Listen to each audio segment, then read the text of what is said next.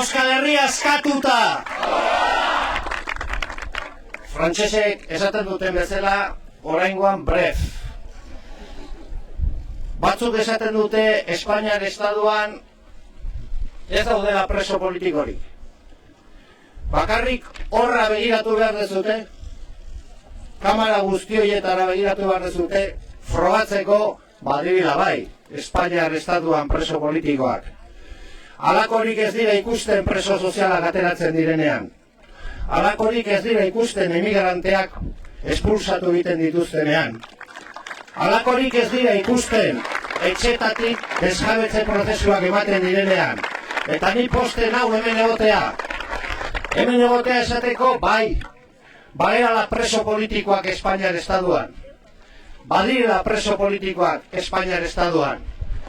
Eta horrekin batera, orain dela 6 urte terdi kartzelaratu gintuzten.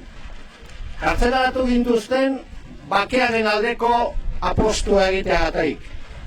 Eta 6 urte terdi hauetan berretsi egin dugu apostu hori. Eta mila esker eman nahi dizuet guztiei sustengu eta sostenitu indezutelako halako apostua, provokazio guztien gainetik.